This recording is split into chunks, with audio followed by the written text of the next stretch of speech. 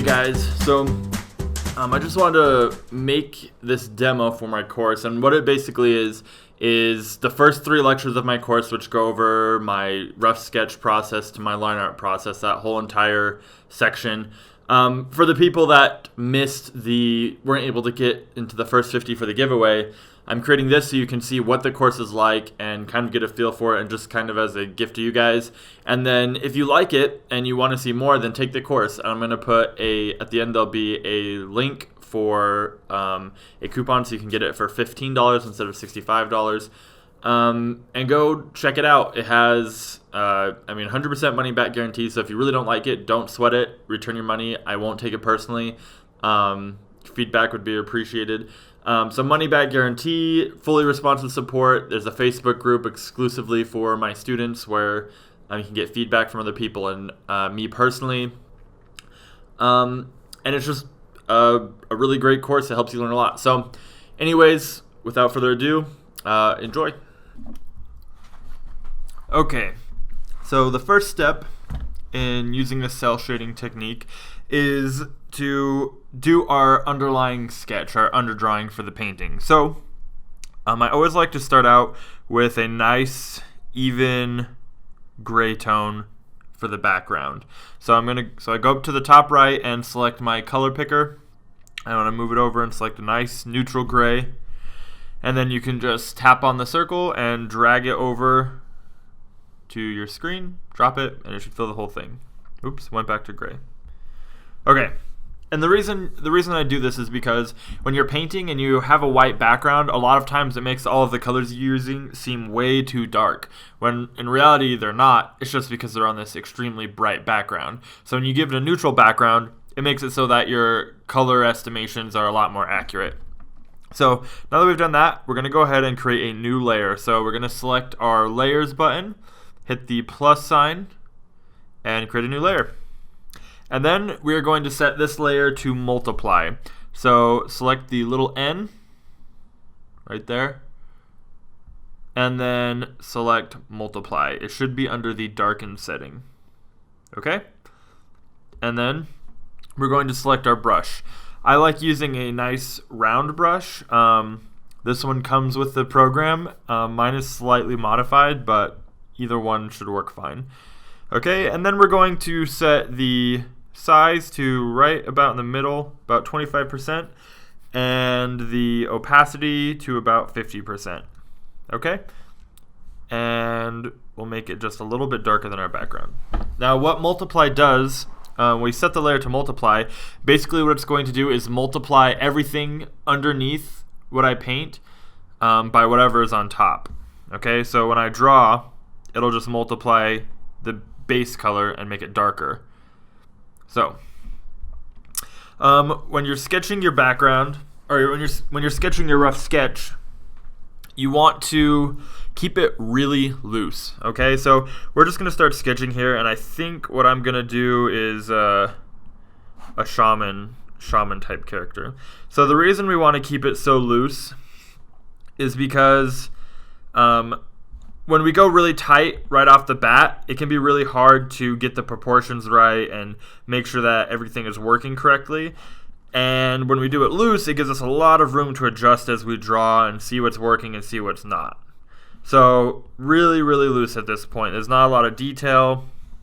It's really sketchy, and that's fine, okay? It doesn't have to look perfect at this point. So just work your way through whatever it is you're planning on drawing.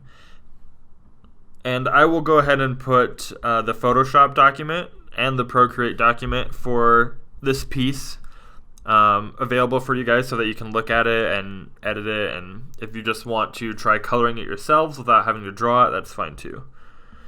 Another option you can do if you just want to skip this step altogether would be to, if maybe you're not very good at drawing on a tablet, you can simply take a drawing you did on paper and scan it in, or take a photograph on your iPad and then just go straight into the painting part, which we'll get to later.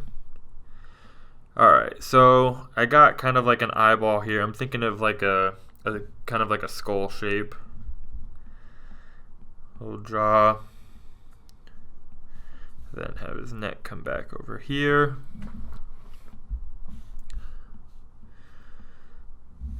And another tool that I use a lot is the lasso tool and the selection tool. So by hitting this arrow up here, I can select it, and then I can move it around and resize it how I want. Because right now it's feeling a little bit big, like it's not going to fit on the page very well. So I'll just make it a little bit smaller and then keep drawing.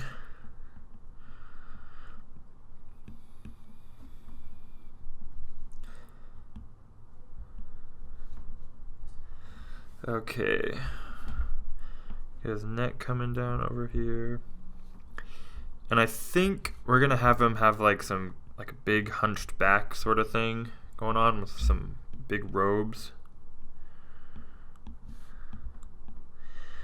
And just remember to keep it really loose at this point.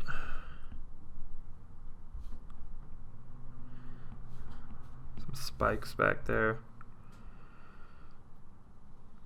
Alright, so I'm going to hit my lasso tool, okay? And then I'm going to come over here and draw around the place that I want to edit, okay? So once I do that, I close the dot and I can click on my selection tool, and now I only have that selected, okay? So to undo and go back, I'm just going to tap on the screen with 2 fingers, and that will undo that. So I want the front of his mouth to be a little bit bigger and the back of his head to be smaller. I kind of like that backwards triangle sort of shape. So I'm just going to adjust that by holding on the points of each one of these corners and dragging it around to resize it. So I think I like that. That looks good. We're just going to keep slowly working this until we get a rough sketch that we like, that's working for us. Give him some cool pointy shoulders. And let's move him over a little bit, shrink him down. And I think I want him to be holding some sort of staff. So put a staff in his hand over here.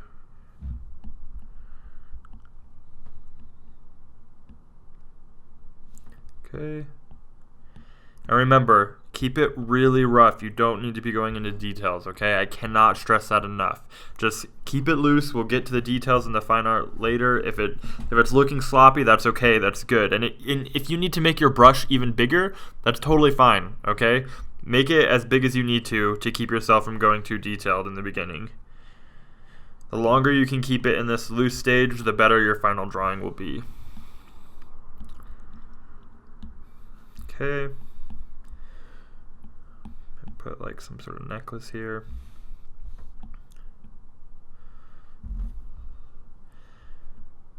And let's have this arm coming over and holding the staff as well.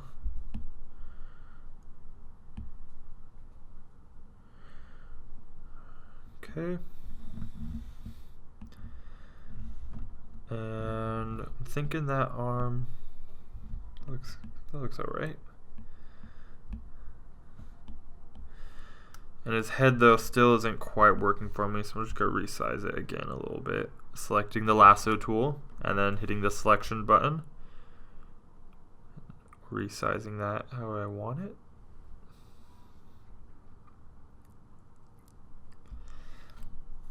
That looks good.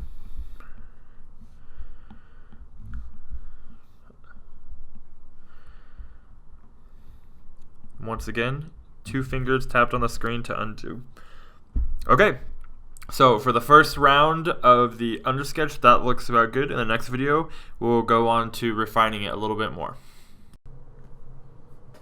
Okay, so we're now going to start refining our underdrawing a little bit more and slowly getting it to the point where we're ready to paint on top of it. So what I'm going to do is select the layers button in the top right, and I am going to lower the opacity for the layer that I just drew on.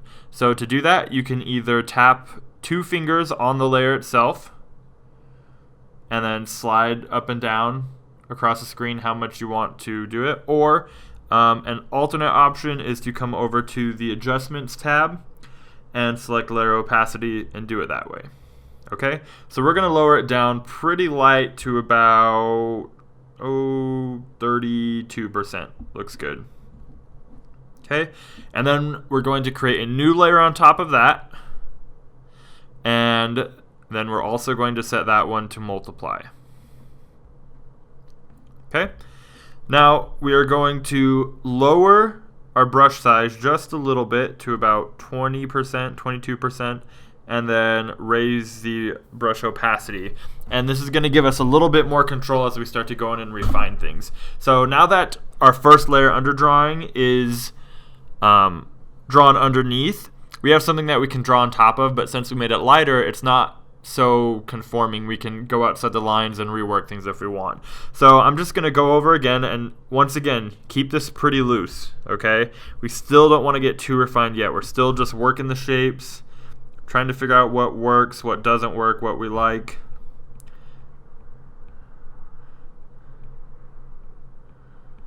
Come over here and work on the teeth. And while you're working, you always want to be thinking about the shapes that you're making, okay? Because different shapes represent different things, and this is called shape language. So when we see triangle type shapes, we see, efficiency, sharp, dangerous, aggressive. When we see more circular shapes, we see round, safe, inviting, playful, that sort of thing. And then when we see square shapes, we see a lot of, solidness, blocky, maybe dumb sometimes, or sturdy and movable, that sort of ideas and feelings. And so as I'm working on this, I want to kind of keep that triangle theme going. So on a new layer really quick, I'll just show you what we have so far. So we have this triangle shape right here, okay, the shape of his head. And then we have the shape of his neck going down into a triangle shape. And I'll get a different colored brush so we can see what's going on. Okay, so we have this triangle shape right here going on, this triangle shape, these triangles, right? We always want to keep that idea in mind as we're working on this. And I think I'll probably end up putting more of like a flare on his sleeve, because I want him to portray, aggressive, danger, sharp. So keep that in mind in whatever you're drawing, to keep that shape language in mind. So go back to my color picker, go back to the color I was using before. Perfect. All right. Now, another thing that I get asked about a lot is whether or not you should use reference. And the answer is, I think, absolutely yes. Right now, I'm not using reference. However, in a way I am, because the reference I'm using is reference I've seen before. I've just memorized it, right? So I've drawn lots of different skulls and creatures. I've drawn human anatomy a lot. I've drawn clothing. And so because of that, when I'm drawing this, I don't have to go look at a picture. But on sometimes, even though I have drawn a lot of these things a lot, I still will. And it's because there's not really any such thing as something completely original. Everything that you could possibly draw, you've seen something like it or similar before. Either if it's just specific elements of it or, the actual image. And that's not a bad thing. That's fine. But you just want to make sure you're not married to your reference. And what that means is sometimes I see people who use reference and they are just drawing exactly what the picture shows. Pixel for pixel or inch for inch. They're making an exact replica in their painting or their drawing. And that's not really what you want to use reference for. Reference should be more like a guideline. So if I was going to be using reference on this image, I would look at pictures of skulls, but I wouldn't draw the exact skull. I would just notice where certain inlets are on the anatomy of the skull, where the certain ridges lie, where it looks like muscle might attach, stuff like that.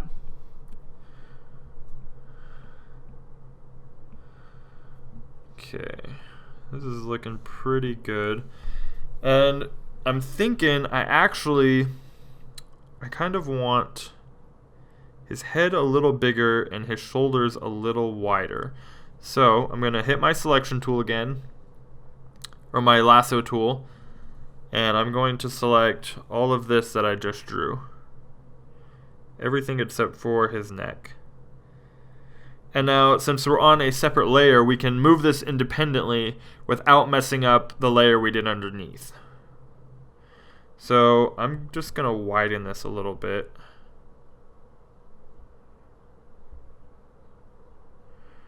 Bring that down here. Deselect that, and then hit my lasso tool again, and this time I'm going to select the head and make that bigger.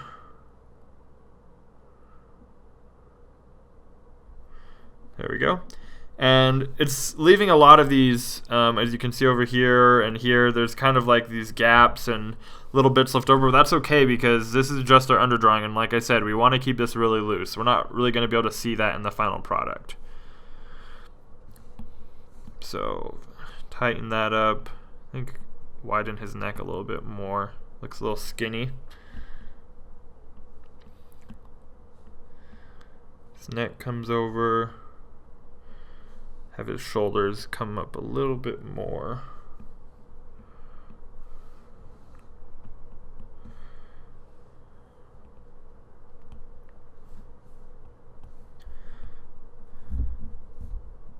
Oops. Bring my brush size back down.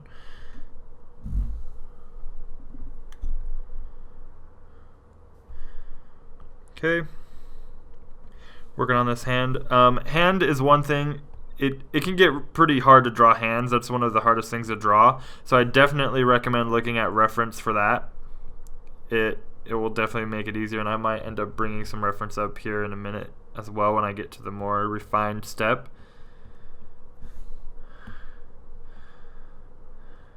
Okay. Get that staff in there.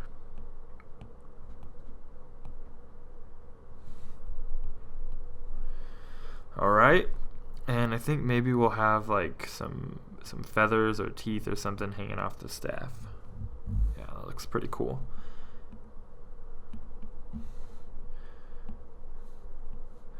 Some nice folds in his vest, his robe. Okay.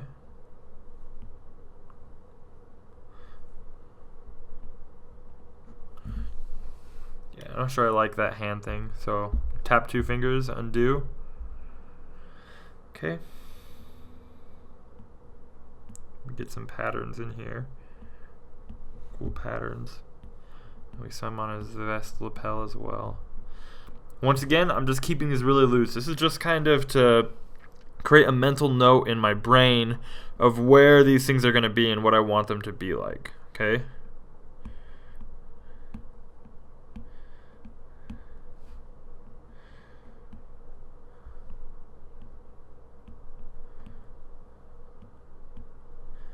Some nice flowy motion going in there.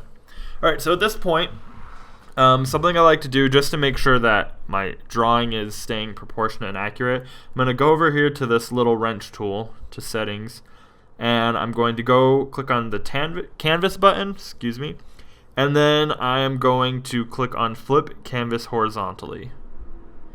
And what that does is it kind of shows you where anything might be off, because when you're looking at a drawing for a long time, it can sort of skew your sense of perspective and how things are lining up, and flipping it gives you a fresh take on it.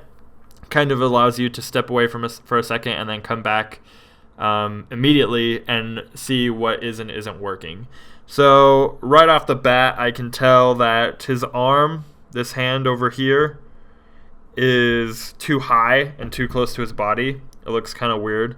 It should be lower. So what I'm going to do is hit my lasso tool, select that shape, and then bring it down and out a little bit. And in order to make room for this, I'm going to actually have to move his whole entire body over.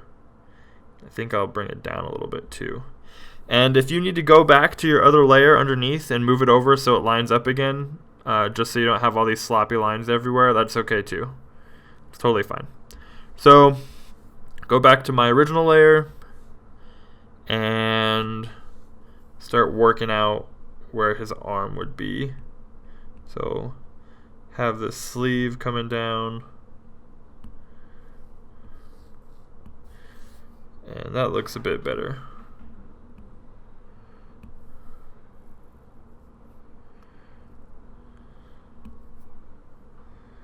Okay, perfect. So go ahead then and flip that back just to make sure everything's looking right again. Hit the wrench button, select canvas, and flip horizontally. And that looks much better. So that covers it for the second stage of our underdrawing. In the next video, we'll go in fully to refining the drawing and getting it ready to paint on.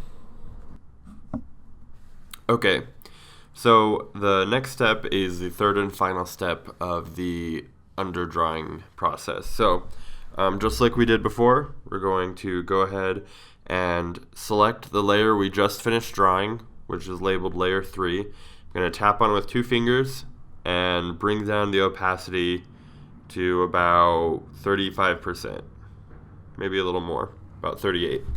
Okay, come up, back to my layers, select a new layer by hitting the plus sign, hit the N to change the layer to multiply, so I need to go back over to the darken, hit multiply, and bring down the size of my brush. Let's make sure I have the right brush selected again.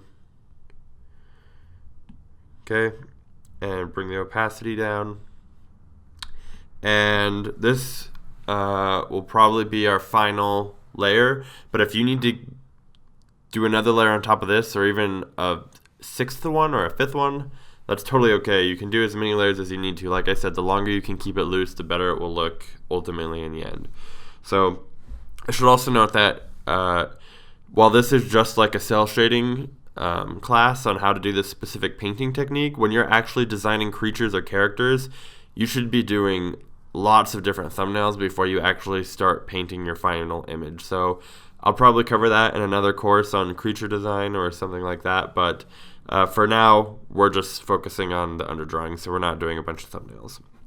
Alright, so on this final drawing, I really want to go in and I told you to turn the opacity all the way down on your brush, but you actually want it all the way up.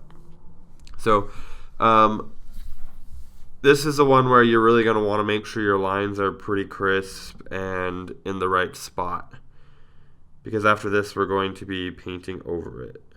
So just go in and you're going to start drawing over your original underdrawing that you did the first 2 times, and really trying to nail down where a lot of that line work is going to go.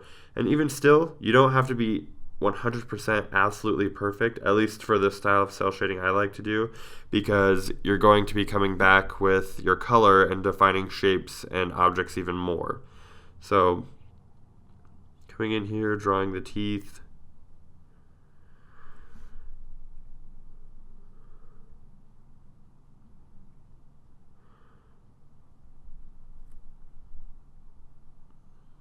Okay.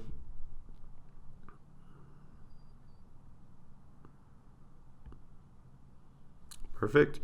So working on the jaw. And remember, you don't have to follow exactly what you drew underneath. That's there as like a guide. But the reason we have it so light is so that if we do want to deviate from what we've drawn before, it's not going to be so distracting having all that line work underneath, right? It's easy for us to explore and try new paths with having it lightened without having to be fully committed to our previous sketches.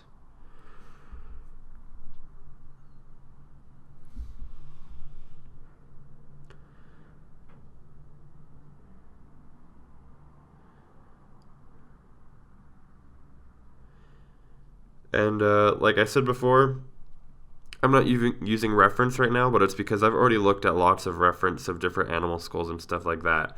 So whatever you are drawing, I recommend at least looking at some a little bit, just to kind of get an idea for what you're looking for. And try not to get married to the reference, which means you're basically drawing exactly what you see, because then you're not really creating anything new.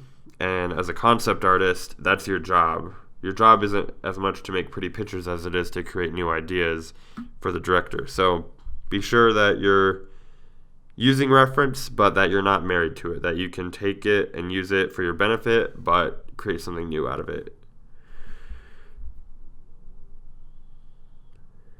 Okay.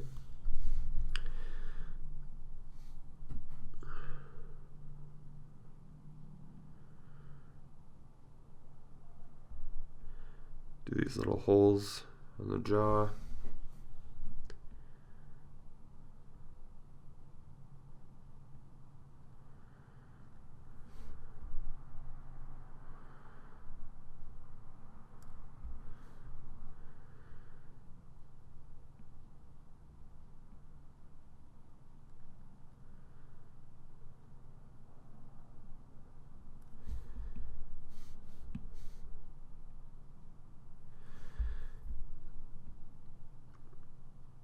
Okay, so in the files for this course, I will have this whole image, as well as like a time-lapse video so that you can just see the whole thing in a really quick time come together. But also so that you can like look at all the layers individually and study it. However, I'd love to see on the Facebook group kind of like your own, what you've drawn with this technique, other than, you know, just doing this exact image from the course. I'd love to see like, what did you learn that you used to create your own content? How did you apply it to your own art? So I will post that, the Facebook page, so that you guys can post in there, and I would love to check it out. Alright, so I'm working on this big collar thing. It wraps around his neck, comes down, kind of almost has like a oriental feeling to it maybe.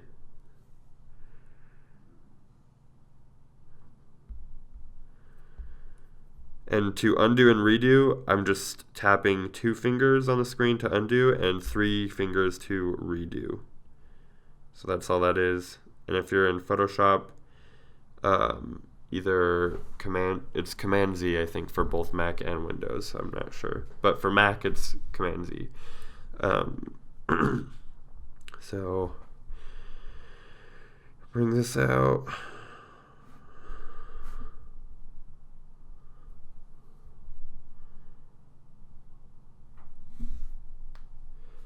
Okay.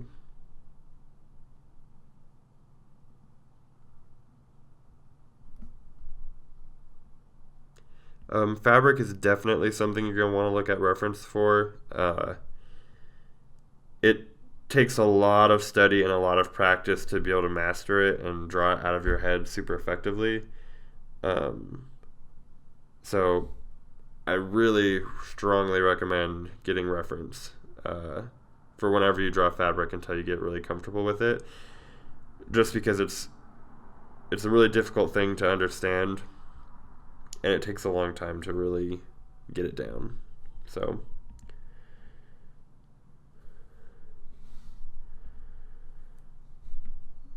okay.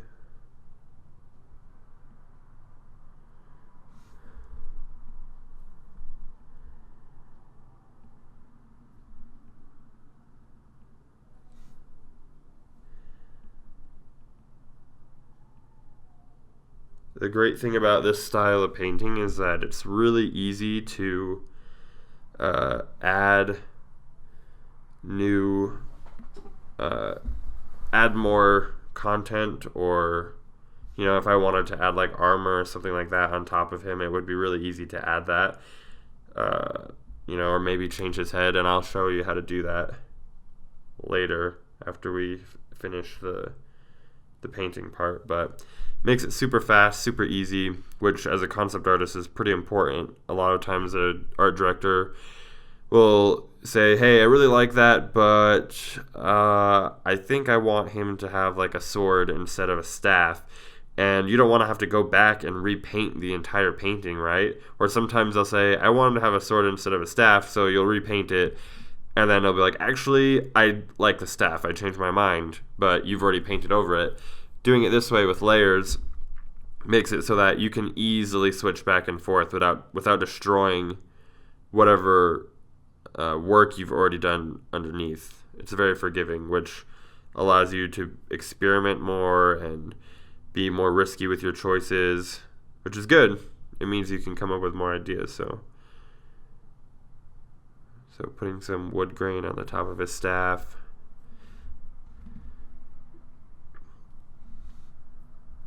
Okay. And we'll work in some of these like swirly designs here on his shoulders.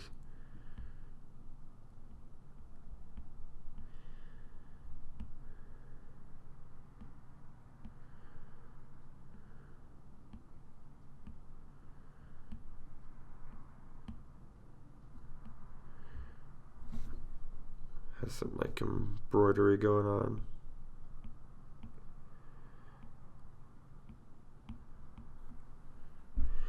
Okay. And looks good.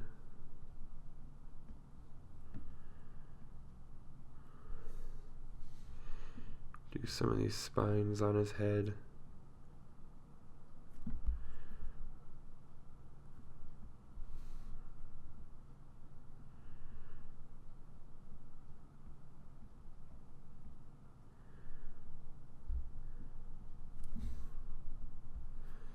Once again, I'm just using 2 fingers tapped on the screen to undo.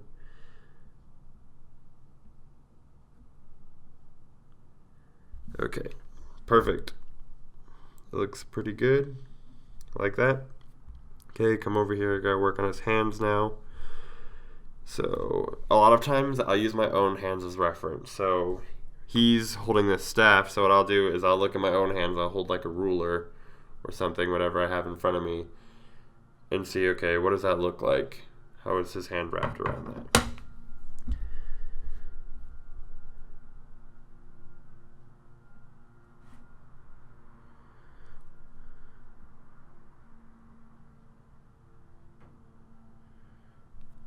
Okay.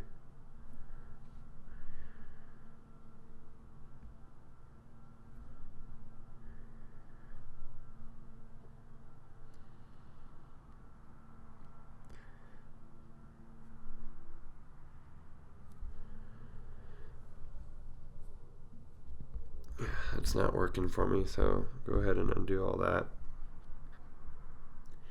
And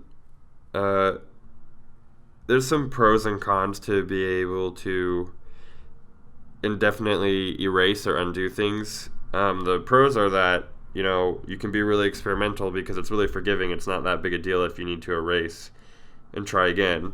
On the downside, though, it can make it so that you are never really like satisfied with it, and you constantly are trying to make it perfect, and you can just end up taking it too far or wasting a lot of time because you're always trying to make sure that it's has nothing wrong with it, and you're never going to get to that point. You're always going to be able to see something like, oh, I need to fix that, you know.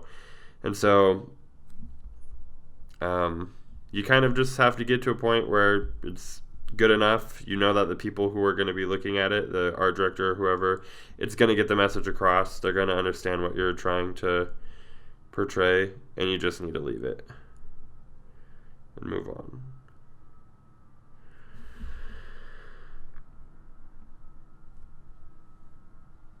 Okay, that works for me. Come up and do this hand now.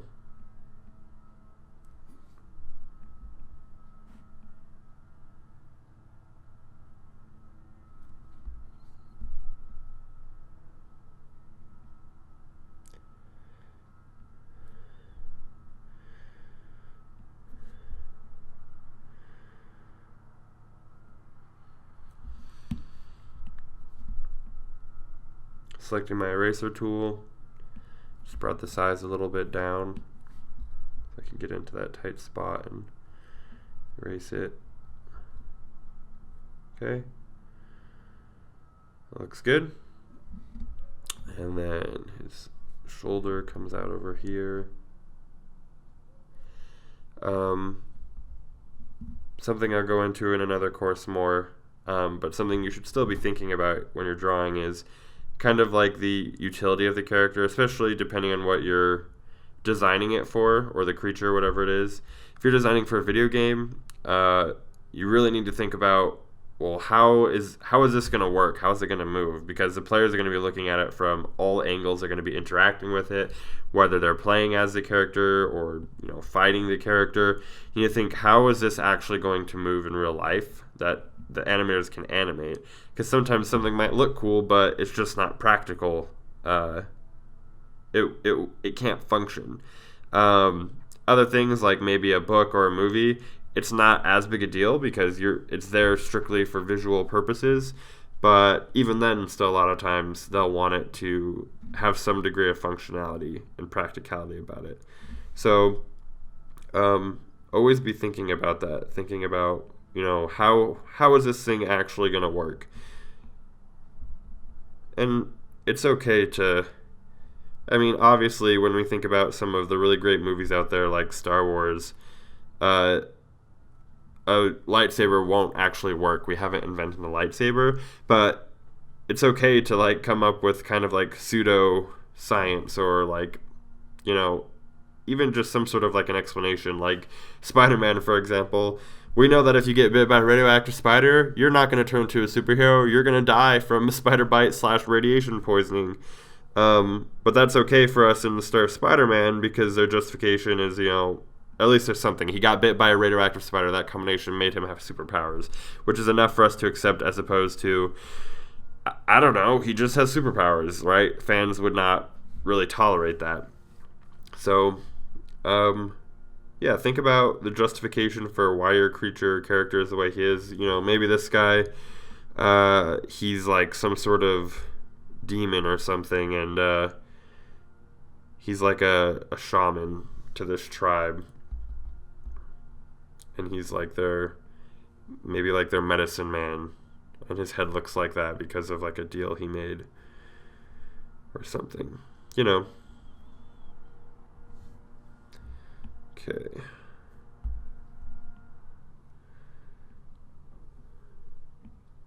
Do some of the same embroider pattern on here.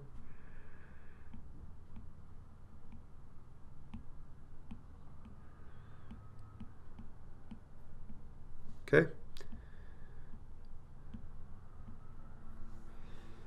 And I think that is good. Something I always do is come up here to my actions button by clicking on the wrench, and then I click on flip canvas horizontally because that will allow me to see if there's anything that seems weird or is not working.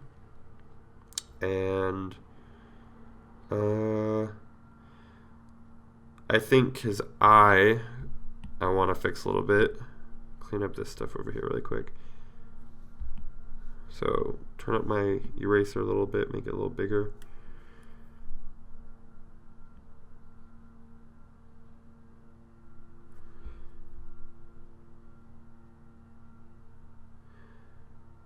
That works for me better. Okay. And then also this hand down here, it's still looking a little weird. So, and I also forgot the bottom of the staff showing. So, and I probably also, in fact, want to put some more wood grain into the staff. So, come over here and fix his hand.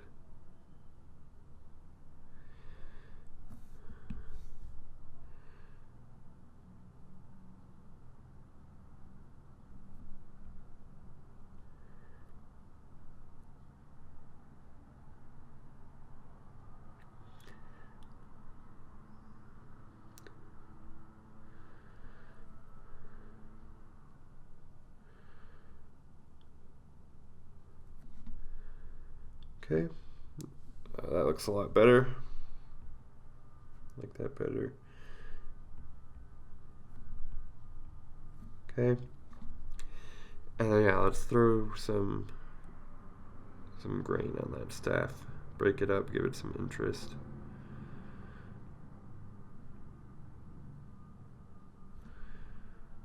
Okay, cool. And that'll do. That looks good enough for what we're going to do. So I'll go ahead and flip it back over. And in the next lesson, we'll start laying in our flat colors. All right, guys. Well, I hope that was educational for you and you got something out of it. If you liked it and you want to take the rest of the course, then go ahead and click on the link, and you can use that coupon to get it for $15 instead of $65 for my YouTube watchers. And be sure to subscribe and like so I can make more of these videos. My next course that I'm working on is on creature design, and it's going to be really great and have a lot of really in-depth content, so stay tuned for that. And if there's any tutorials you'd like to see, let me know in the comments, and I will work on getting those posted for you guys. Thanks. Have a great day.